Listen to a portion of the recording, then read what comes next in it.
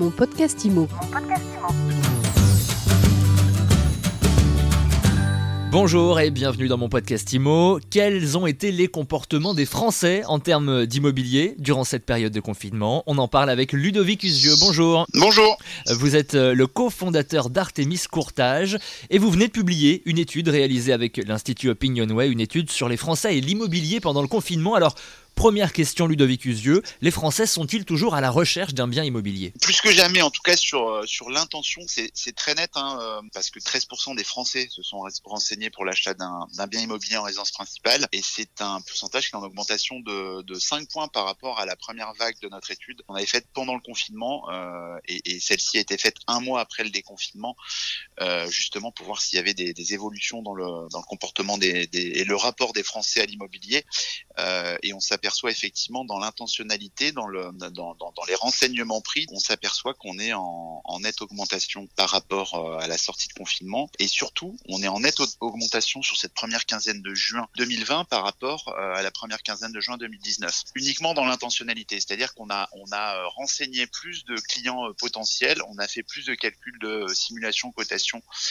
calcul de capacité d'emprunt sur cette première quinzaine de juin 2020 par rapport à la même quinzaine l'année dernière. On est en augmentation de 27% dans le réseau. Et est-ce que c'est un rattrapage selon vous des 2 mois de confinement ou est-ce que c'est quelque chose de plus profond que ça? Alors, il y a deux explications. D'abord, on en est au stade de l'intention. En revanche, dans le passage à l'acte, on est encore sur des standards qui sont inférieurs à la première quinzaine de juin 2019.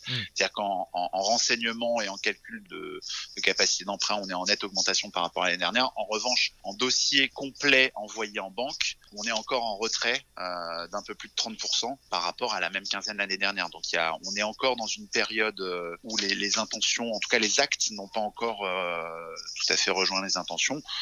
C'est pas complètement scandaleux un mois après la sortie de confinement. Alors revenons sur cette étude que vous avez réalisée avec l'Institut Opinionway. Que recherchent-ils les Français? Est-ce qu'ils vont vers des plus grandes surfaces, des extérieurs, des terrasses? C'est une confirmation sur tous ces points. On avait listé plusieurs items en donnant choix effectivement terrasse, jardin, espace extérieur, bord de mer, montagne, logement plus grand.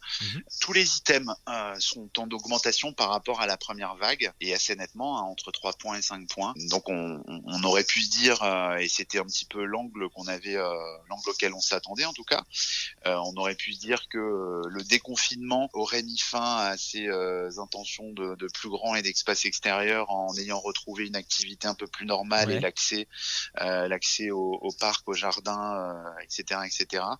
Et puis pas du tout. Du coup, on est sur des augmentations qui sont assez nettes, puisque on est passé sur ces premières catégories jardin, terrasse, balcon, des augmentations de 5 points. Donc pour concerner 15% des Français interrogés. Donc c'est des proportions qui sont quand même assez importantes.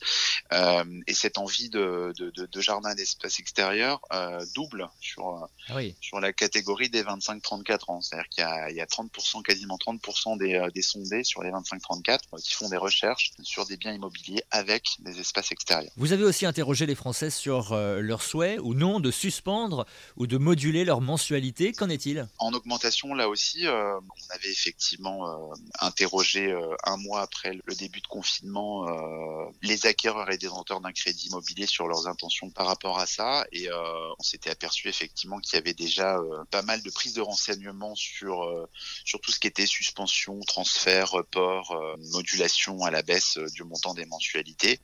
Et on a maintenu effectivement ces questions à la sortie du déconfinement, à un moment aussi où on a une reprise normalement de l'activité professionnelle un peu plus importante et peut-être un retour à l'optimisme sur ces sujets. Mais finalement, on s'aperçoit que l'augmentation des démarches, notamment pour baisser les mensualités de crédit immobilier, sont en augmentation de 7 points, ce qui est beaucoup parce qu'on est passé de 8% des personnes interrogées, détenteurs d'un crédit immobilier qui s'étaient renseignés au milieu du mois d'avril. On est passé à 15% des personnes interrogées qui, les 10 et 11 juin dernier, donc un mois pile après la sortie de confinement, nous ont dit qu'elles s'étaient renseignées sur les démarches à entreprendre pour baisser les mensualités de leur crédit. Alors on le sait, à la crise sanitaire va succéder la crise économique. Comment les Français anticipent-ils ces effets, en tout cas les effets de la crise économique, notamment sur leur relation avec les banques? C'est une confirmation. Là pour le coup, c'est une vraie confirmation sans qu'il y ait vraiment de variation parce qu'on était dans des proportions qui étaient déjà importantes au moment de la première vague. D'accord. Et on a la confirmation effectivement que les Français sont quand même peu optimistes vis-à-vis d'une hausse des exigences des banques pour accorder des crédits. Il y a environ 80% des sondés qui estiment que les banques vont augmenter le niveau d'exigence pour accorder des crédits. On a la confirmation, ça bouge pas. 3/4 des Français pensent que les taux de crédit vont augmenter alors qu'ils sont plutôt stables sur le dernier mois. Ouais. Mais on les a interrogés à la mi-juin et ils ont acquis cette conviction qui est pour le coup plus forcément vraie maintenant parce que c'est relativement stable depuis un gros mois. C'est pas de la méfiance, mais en tout cas de la prudence vis-à-vis d'une crise économique qu'on voit poindre avec des annonces qui se succèdent jour après jour et qui sont pas forcément très rassurantes. Effectivement, donc on a ce comportement, ou en tout cas ces craintes vis-à-vis du crédit immobilier.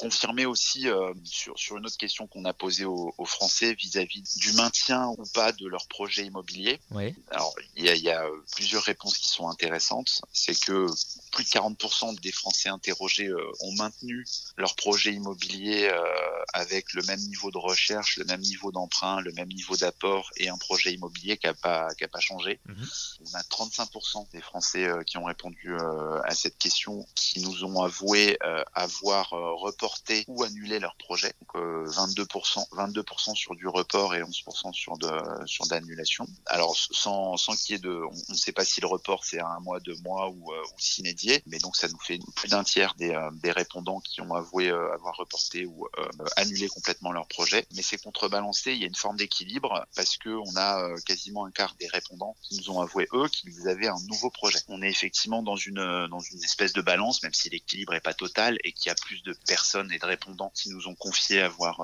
reporté ou annulé leur projet. On a aussi la création pour quasiment un quart des répondants, la création d'un nouveau projet avec un nouveau bien en vue, une nouvelle négociation, un nouveau montant d'emprunt, ce qui vient contrebalancer effectivement les effets un peu négatifs de la mise en confinement. Merci beaucoup Ludovic Usieux d'avoir été avec nous aujourd'hui. Je rappelle que vous êtes le cofondateur d'Artémis Courtage. Merci, bonne journée. Merci à vous, bonne journée. Mon podcast IMO.